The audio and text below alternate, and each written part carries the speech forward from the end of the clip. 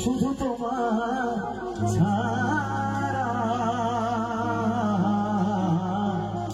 যিশু তোমার প্রেমে পইরা আমরা জগৎ ছাড়া। কারা গানটা জানে তো হাত তুলে জানেন, আমার সাথে গাইবেন। হ্যাঁ, গান হচ্ছে কারোর কবর খোলা নাই গো, শুধু তোমার ছাড়া যিশু তোমার প্রেমে পইরা আমরা জগৎ ছাড়া। ধরুন আপনি কবরস্থানের উপর থেকে যাচ্ছেন, এখানে খুব কাছাকাছি কবরস্থান আছে, তাই না? কবরডাঙ্গা ঢুকতেই অনেক কবরস্থান আমরা দেখতে পাই। আপনি কবরস্থানের পাশ থেকে যাচ্ছেন আর যেতে যেতে প্রতিটা কবর দেখছেন আর বলছেন, গুনছেন 1 2 3 4 5 6 7 8 9 10, আর গিয়ে বলছেন জীবিত না মৃত, মৃত, জীবিত না মৃত, মৃত। তারপরে বলছেন আপনি কারোর কবর খোলা নাই গো। আমার সাথে করুন, যার ডান হাত আছে সে ডান হাত আগে করবেন, যার ডান হাত আছে সে ডান হাতটা তুলবেন আমার সঙ্গে। যার শুধু বা হাত আছে তুলতে হবে না, শুধু যার ডান হাত আছে সেই তুলবেন। বলবেন কারোর কবর, কারোর কবর খোলা নাই গো, শুধু তোমার ছাড়া যিশু তোমার প্রেমে পইরা আমরা জগৎ ছাড়া। বলো যিশু তোমার প্রেমে পড়ে, বলো যিশু তোমার প্রেমে আমরা জগৎ ছাড়া। সবাই তালে তালে একসাথে হবে।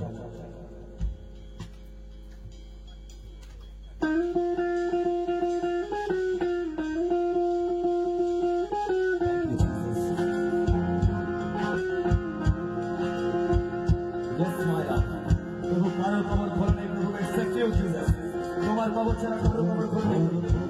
তুমি তোমার আত্মা দিয়ে প্রভু আমাদেরকে প্রভুকে বোঝা যাবে তুমি জীবিত ঈশ্বর, জীবিত, তুমি মৃতদের নয় প্রভু, তুমি জীবিতদের ঈশ্বর, তুমি জীবিতদের ঈশ্বর যিশু।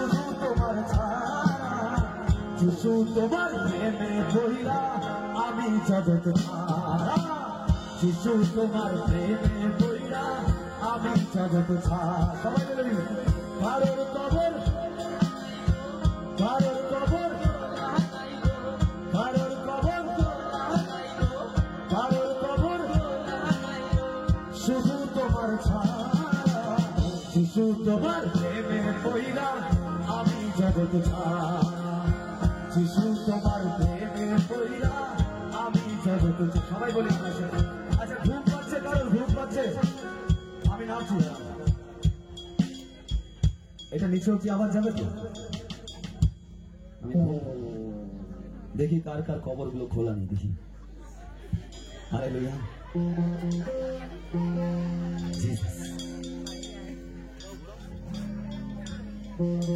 বলেন জগতের আর কার কবর খোলা থাকছে না? আমি জানি শেষ দিনে আমার কবর খুলবে। হালেলুয়া, শেষ দিনে আমার কবর খুলবে, কারণ প্রভু বলেছে শেষ দিন আমায় উঠাবে। হালেলুয়া, ধার্মিক অধার্মিক উভয় উঠবে, কেউ বিচারের পুনরুত্থানে, কেউ জীবনের পুনরুত্থানে। জগতের আর কেউ কোথাও দাঁড়াক না দাঁড়াক আমি জানি না, আমি যেখানে দাঁড়াবো প্রভুর লাইনটা সেখানে লেখা থাকবে ধার্মিকদের পুনরুত্থানের লাইন। হালেলুয়া, ওখানে গেটের সামনে লেখা থাকবে ধার্মিকদের পুনরুত্থানের লাইন। হালেলুয়া, কনফিডেন্স রাখবেন, কারণ আপনি মুখ থেকে যা বলবেন সেটাই হবে মাসিমা। আমরা এতদিন বলেছি আমার দ্বারা হবে না, সত্যি তাই হচ্ছে, হয়নি। আমরা এতদিন বলেছি আমি দুর্বল, সত্যি দুর্বল হয়ে গেছি। কিন্তু যেদিন আপনি বলবেন সাহস করে আমি দুর্বল দুর্বল নই। যার সেবা করছি, যার সেবা করছি, যার গান গাইছি, এত রাতে জেগে পায়ে যার জন্য দাঁড়িয়ে আছি, সামান্য ব্যাপার না, মৃত্যুকে হারিয়ে এসছে প্রভু যীশু খ্রিস্ট। হালেলুয়া। সামান্য ব্যাপার না, তার মুখের কথায় মৃত লাসার জীবিত হয়েছে। হালেলুয়া। দেখান দেখি কোন একটা জায়গায়, দেখাতে পারবে না কেউ। হ্যাঁ, এরকম হতে পারে 1 মিনিট মারা গেছে, জীবিত হয়েছে, তাই না? 4 দিনের পচা গলা লাশ মাসিমা, 4 দিনের, তাকে বলছে বেরিয়ে চলে আসার, আর বেরিয়ে আসলো। বুঝতে পারছেন আপনি কার সেবা করছেন? হালেলুয়া। আপনি কার সেবা করছেন বুঝতে পারছেন? কোন সাধারণ নয়, যে অসাধারণ। কে বলবে সবাই তো মরে গেছে, যারা এসেছিল বিচার করতে জগতে তারাও মরেছে। অনেকে বলবে তোমার যিশু যদি অত শক্তিশালী থাকে তাহলে ক্রুশের উপর নেমে আসতে পারতো না, ক্রুশে মারা গেল কেন?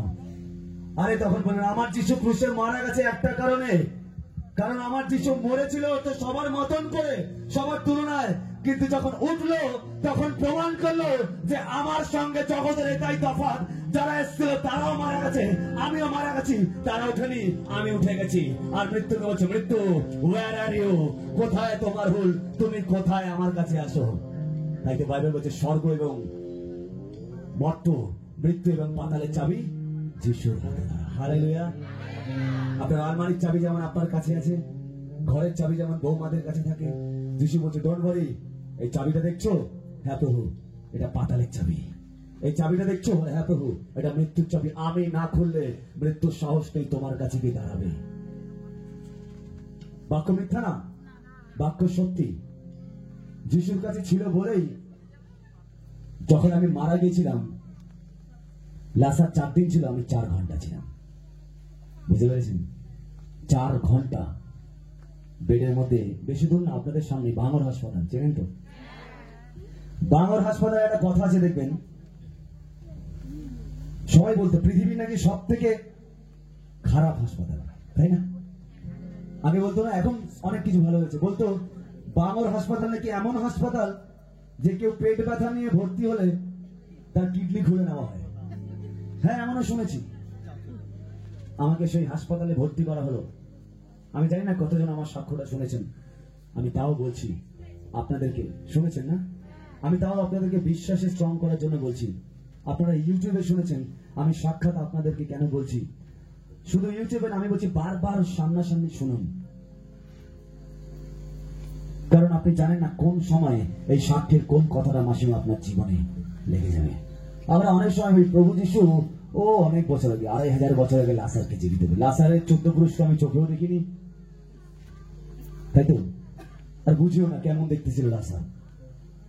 ওই কারণে প্রভু হতভাগা আর একটা লাসারকে পাঠালো। বলছে দেখো নি লাসারকে? না প্রভু, দেখে নাও, কলকাতা আর একটা লাসার আছে। হালেলুয়া। প্রভু পাঠিয়ে দেখালো তার পরাক্রমকে দেখানোর জন্য, যে যেখানে ডাক্তার বলে ক্যান্সার, ডেথ, যিশু বলছে আমি আছি। 2 তারিখে হাসপাতালে ভর্তি হলাম, 2 তারিখে হাসপাতালে ভর্তি হলাম ক্যান্সার রোগ নিয়ে।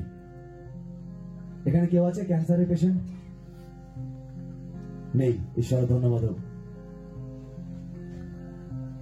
ক্যান্সার নিয়ে 2 তারিখে ভর্তি হলাম হাসপাতালে, বাঙর হাসপাতালে। ক্যান্সার না, জ্বর নিয়ে ভর্তি হই।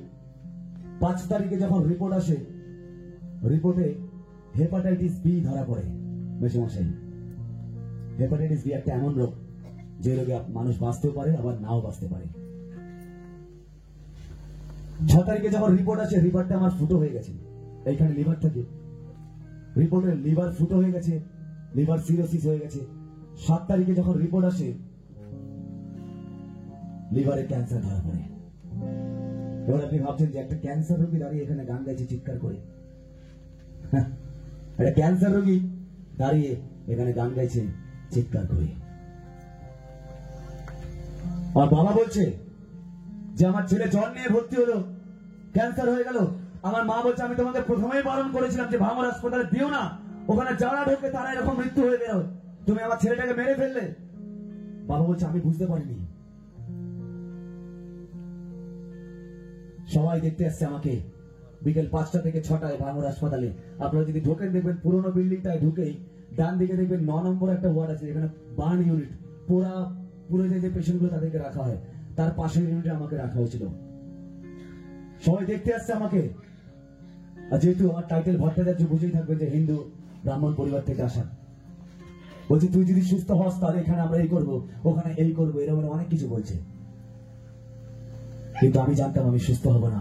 ঠিক সেই সময় 5 মিনিট বাকি একজন মহিলা আসলো পাকসার কাছ বেঁধে চাষ থেকে, ঈশ্বরের এক দাসী, এসে আমার মাথায় হাত রেখে বলল, তুমি কি বিশ্বাস করো যে প্রভু যিশু মারা যাবার 3 দিনের দিন বেঁচে গেছিল? আমি বললাম হ্যাঁ। বলে আজকে তারিখ জানো? আমি বললাম 8 তারিখ। বলছে 3 দিনের মধ্যে তুমি সুস্থ হয়ে বাড়ি থাকবে। হালেলুয়া, তুমি সুস্থ হয়ে বাড়ি থাকবে। এবং জানেন তারপর কি হলো? উনি তো বলে চলে গেল। ডাক্তার এসে আমাকে পর্দা দিয়ে ঘিরে দিল, কমলা রঙের পর্দা দিয়ে। আমি বললাম কি হলো, আমাকে ঘিরে দিচ্ছে কেন? যে নার্স আমাকে দেখছিল, বয়স্ক একজন আন্টি, সে আমাকে বললো, তুমি যাকে বিশ্বাস করো তাকে মানো, সে আল্লাহ হোক, ভগবান হোক, গড হোক, যাকে বিশ্বাস করো তুমি তাকে মানো। আমি তখন কাঁদতে কাঁদতে সবাইকে মনে করছি, হিন্দু পরিবার থেকে এসেছিলাম, কিন্তু শেষে গিয়ে আমার ব্রেনটা, আমার মনটা এক জায়গায় স্থির হয়ে গেল ওই আন্টির কাছে, যে তিনি বলেছিল যিশু একজন আছে।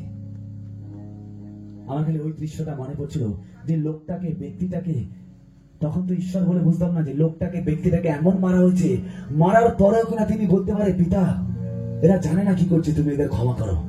তার মানে এর মধ্যে করুণা করার ক্ষমতা আছে, তিনি ক্ষমা করতে পারে, কারণ তার হৃদয়টা অনেক অনেক অনেক বড়। তিনি এমন কেউ নয় যে বসে ধ্যান করছিল আর সামনে থেকে যাচ্ছিল আর সেই কুমন্ডল থেকে আর সেই ঘটি থেকে জল নিয়ে ছিটিয়ে বললো, তুই আমার ধ্যান ভঙ্গ করলি, পরের জন্মে তুই এই হয়ে জন্মাবি। তিনি বলেনি, তিনি বলেছে, মেরেছো, ডোন্ট ওয়ারি, কাটার মুকুট পরিয়েছো, ডোন্ট ওয়ারি, হাতে পেরেকে ছিদ্র করে দিয়েছো, ডোন্ট ওয়ারি, উলঙ্গ করে আমার মায়ের সামনে ঝুলিয়েছো, ডোন্ট ওয়ারি, আমার গায়ে 39টা বেত্রাঘাত দিয়ে আমার হাড় বের করে দিয়েছো, ডোন্ট ওয়ারি, তাও আমি তোমায় ভালোবাসি।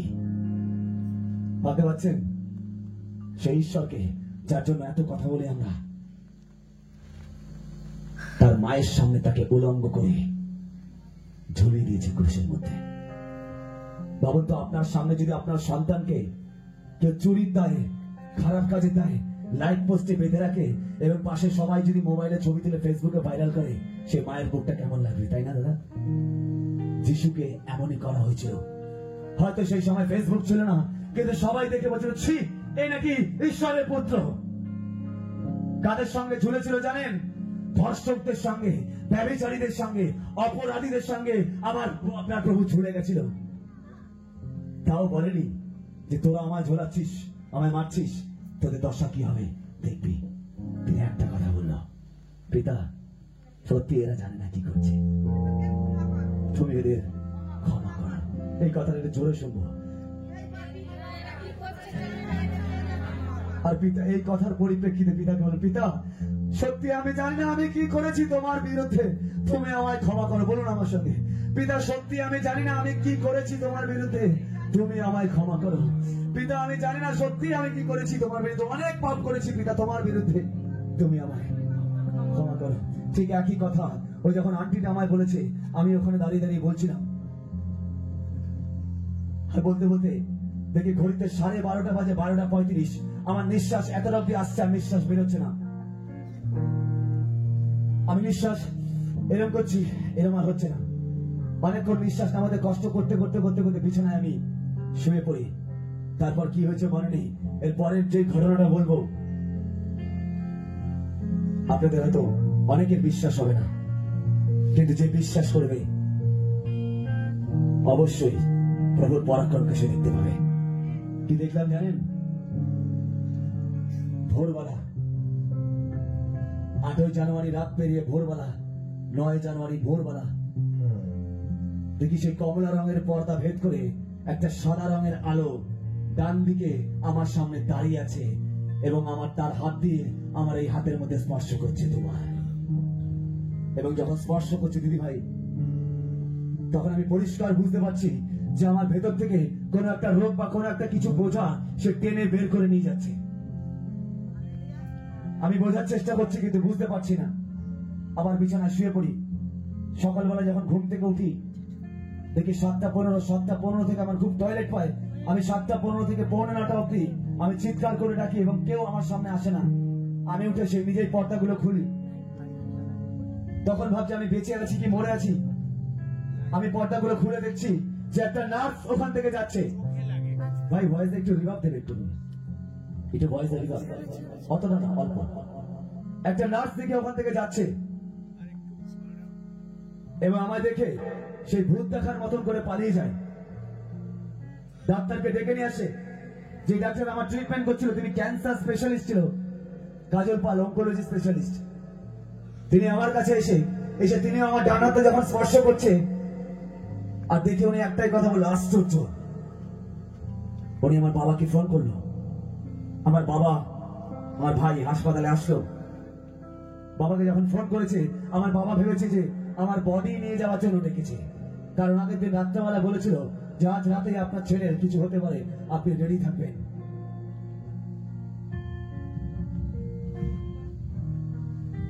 আর জানেন, বাবা যখন ঢুকলো হাসপাতালে তখন দেখছে যে আমি বিছানার উপর বসে, হাসপাতালের বেডের উপর বসে 4 নম্বর বেডের উপর বসে আমি খাবার খাচ্ছি আর বাবাকে বলছি, বাবা আমি ঠিক আছি। হালেলুয়া। তারপরেও আশ্চর্য সময় ডাক্তার আমার বাবাকে বলছে যে আপনার ছেলে সুস্থ তো হয়ে গেছে, কিন্তু আবার অ্যাটাক হতে পারে, আরো কিছুদিন রাখতে হবে। ঠিক 11 তারিখ সকালবেলা 8:45 সময় ডাক্তার আসলো। এসে বলছে 4 নম্বর বেডে যে পেশেন্ট আছে তাকে এক্ষুনি বাড়ি ছেড়ে দেওয়া। নার্সরা বলছে কেন ছাড়বো, এখনো তো মাত্র 9টাও বাজেনি, সকাল 9টা, এখনো তার সার্টিফিকেট রেডি হয়নি, ডিসচার্জ সার্টিফিকেট, ওষুধের প্রেসক্রিপশন রেডি হয়নি, কি করে ছাড়া যাবে? ডাক্তার বলছে আমি জানি না, ওকে এই মুহূর্তে ছেড়ে দিতে হবে।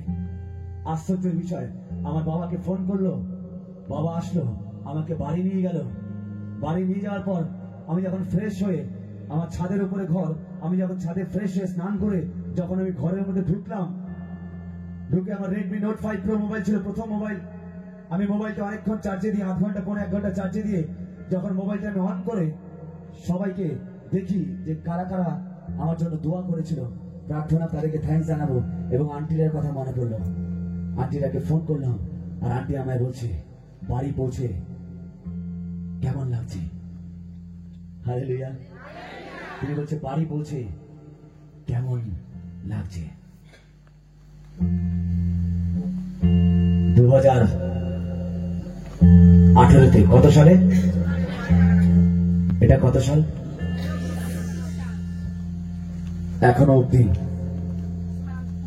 না ক্যান্সার, না লিভার সিরোসিস, না হেপাটাইটিস বি, না মৃত্যু আমার সামনে দাঁড়াতে পারেনি মাসিমা। কেন জানেন? যিশু আমার হাতটা ধরে বলেছে, ভয় করো না, আমি তোমার সঙ্গে আছি, আমি তোমার ঈশ্বর, আমি তোমার ঈশ্বর, তুমি ভয় করো না, আমি তোমার সঙ্গে আছি। যে তোমার রাগ দেখাচ্ছে, ক্রোধ দেখাচ্ছে, তারা লজ্জিত হয়ে চলে যাবে, কারণ আমি তোমার সঙ্গে আছি। তোমার পড়বে 1000 জন পাশে, 10,000 ডান দিকে, তোমার সামনে আসবে না, কারণ আমি তোমার সঙ্গে আছি। হালেলুয়া। সেই ঈশ্বরের জন্য এখনো জীবিত হয়ে আছি। আমি জানি না কতদিন ঈশ্বর আমাকে জীবিত রাখবে। যতদিন আমার কাজ শেষ হয়ে যাবে তখন ঈশ্বর আবার উঠিয়ে নেবে আমাকে। কিন্তু আমি একটা কথা জানি, যতদিন ঈশ্বর আমাকে বাঁচিয়ে রাখবে, জীবিত করে রাখবে, তখন ততদিন আমার সব থেকে বড় শত্রু হলো সেই শয়তান দিয়াবল। এবং আমার একটাই টার্গেট, শয়তান দিয়াবলকে পায়ের নিচে রাখা এবং আপনাদেরকে যিশুর পায়ের নিচে রাখা। হালেলুয়া। শয়তানের দিয়াবলের হাঁটুকে ভাঙা, তার বিশ্বাসকে ভাঙা আমার একটাই টার্গেট, এবং প্রভু যিশুর চরণের সামনে আপনাদেরকে এবং স্বয়ং আমাকেও নিয়ে যাওয়া। কারা কারা সাক্ষ্যটা আগে শুনেছিলেন? আজকে আপনি প্রথম শুনলেন। কে প্রথম শুনলেন? বিশ্বাস হলো আপনার? যদি বিশ্বাস না হয়, আমার কাছে সার্টিফিকেট গুলো আছে, আমি দেখাতে পারি। এখানে নেই, বাড়িতে আছে, যে আমার কি রোগ হয়েছিল। আর যদি তাও বিশ্বাস না হয়, আপনি বাঙর হাসপাতালে গিয়ে আমার নাম ভুলে গেছে, গিয়ে বলবেন যে মৃত্যু হয়েছিল, 4 ঘন্টার মধ্যে বেঁচে গেছে। হয়েছিল কি বলবেন, ডাক্তার দেখবেন। যারা ময়লা পরিষ্কার করে সেই ওয়ার্ড বয় থেকে শুরু করে সবাই জানতো আমাকে, আমার যিশু এমনই শক্তিশালী। হাতগুলো তুলুন দেখি, ডানা ধুলায় করে। আপনি ভাবছেন এই হাতে বাসন মাজার হাত, স্কচ ব্রাইট ধরার হাত, হাতা খন্তি ধরার হাত, তাই না? যিশু বলছে আমার হাত তোমার হাতে মিলিয়ে দিলাম।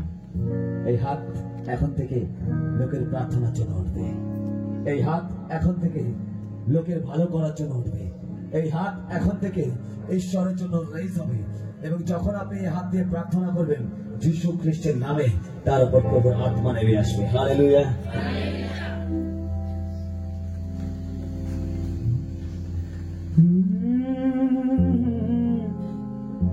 তোমার উজ্জ্বল করো, তাতে আমরা পরিত্রাণ পাইব। সবাই জানি গানটা আমরা, উজ্জ্বল তাতে পরিত্রাণ। হেসো না প্রভু, হে গান।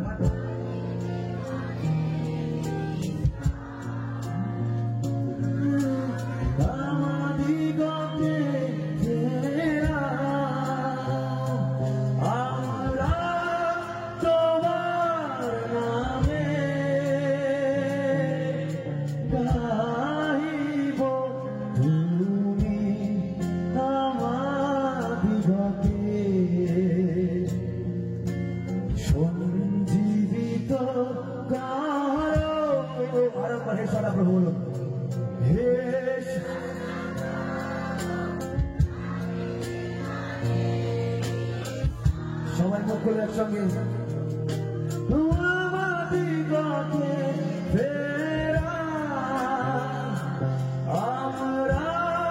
তোমার নামে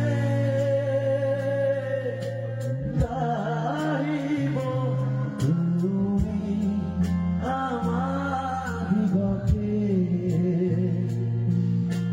সঞ্জীবিত। তোমার উজ্জ্বল করো, তাতে আমরা পরিত্রাণ পাইব। তোমার উজ্জ্বল করো, তাতে আমরা পরিত্রাণ পাইব।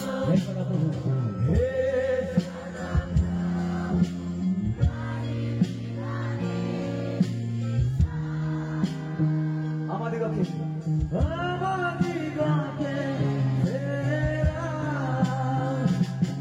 আমরা যিশুর নামে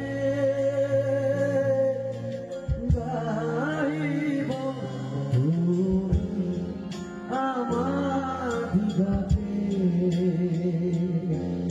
তোমার নাম মঞ্জু, মঞ্জুশ্রী। ঈশ্বরের কাজ করছে তো, ভেরি গুড। ঈশ্বর তোমার নিয়ে কাজ করতে ভেবো না অন্য কিছু, ঠিক আছে? নিজের জীবন নিয়ে ভেবো না,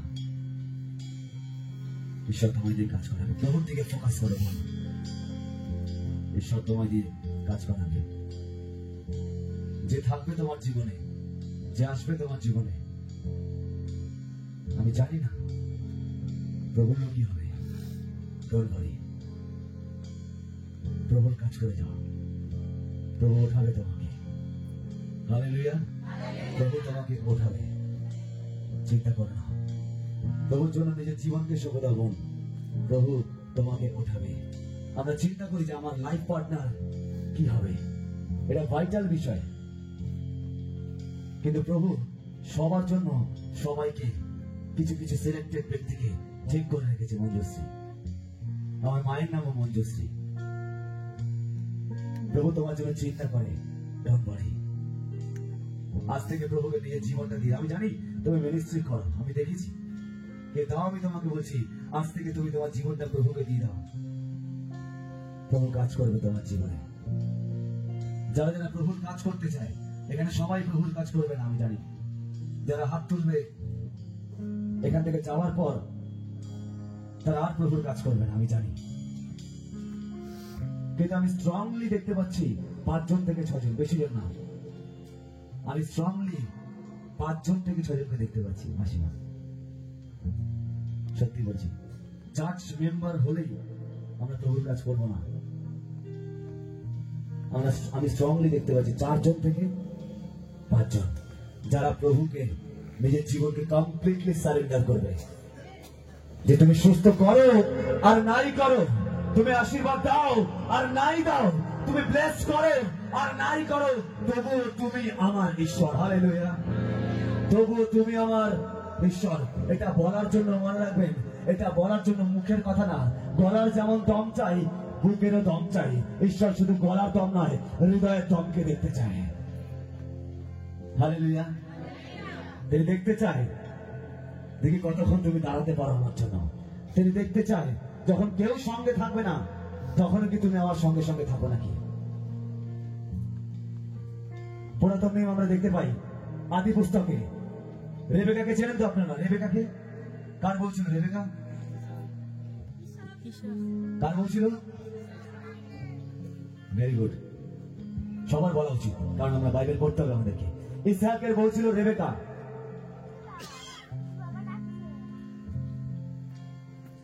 রেবেকা যখন এলিয়াজার যখন আসলো,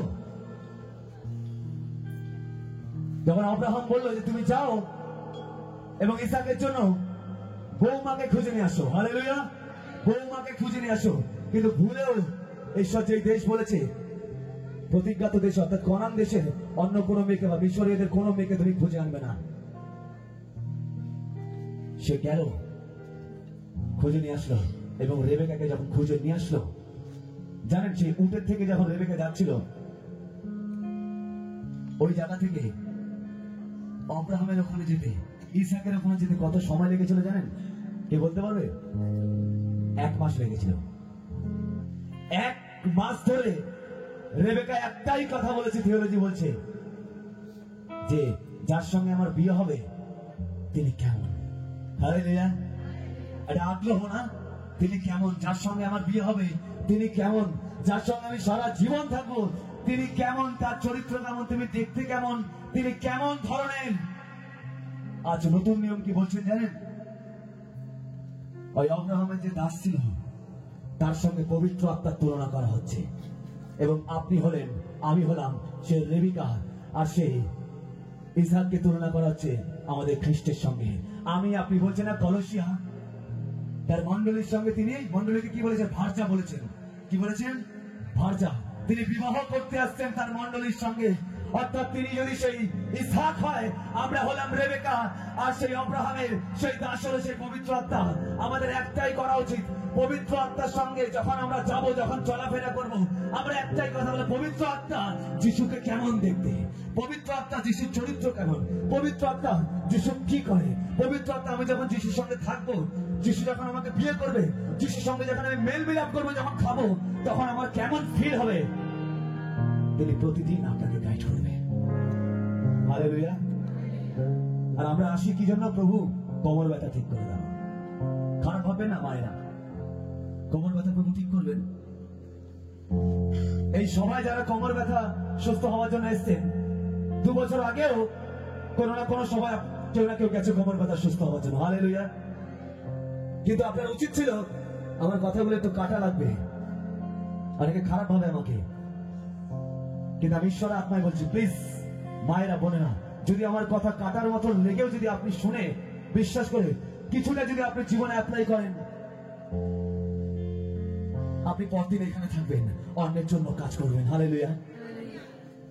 আপনার উচিত ছিল, আমার উচিত ছিল যে 2 বছর 3 বছর হয়ে গেছে, এখন আমি প্রার্থনার লাইনে না দাঁড়িয়ে আমি অন্যের জন্য লেহান করে প্রার্থনা করবো। হালেলুয়া।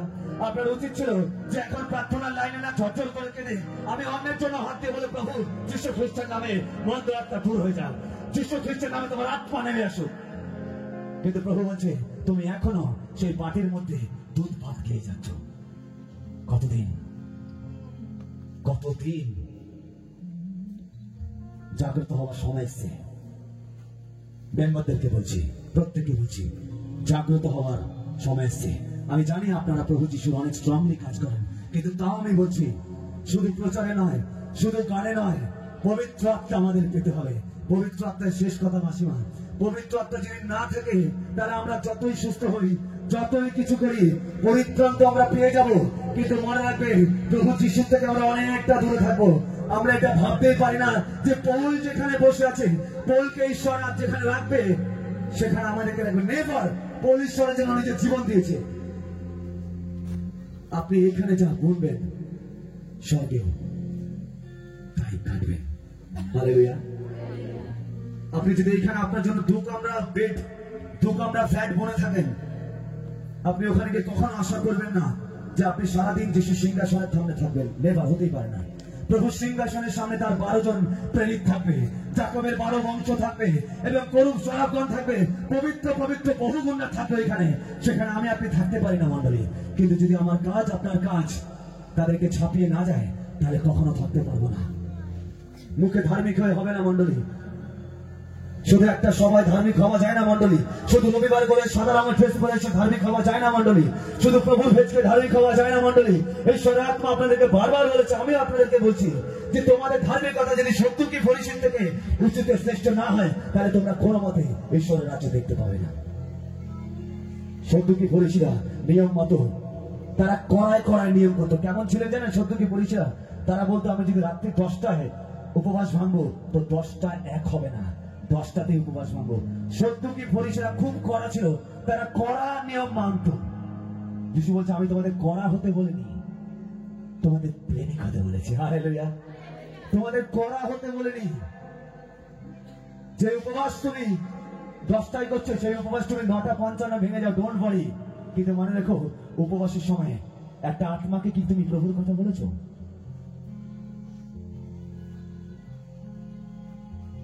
ভাই একটুখানি এটা আসতে করো, এটা আসতে। কেউ খারাপ লাগে আমাকে সরি চাইবেন। আমি জানি এগুলো আপনারা আমার এই কথাগুলো এতগুলো বকবক করার পর আপনারা ভুলে যাবেন।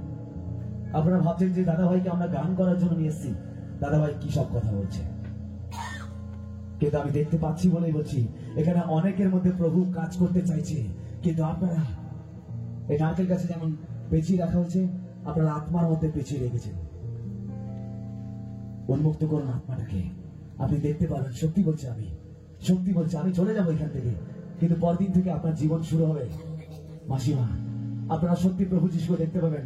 শুধুমাত্র নাচ গানের জন্য প্রভু যিশুকে ডাকেনি। নাচ গান আমরা নিশ্চয়ই করব, কিন্তু প্লিজ ঈশ্বরের আত্মাকে নিয়ে। যদি ঈশ্বরের আত্মা না পান সব ভুল।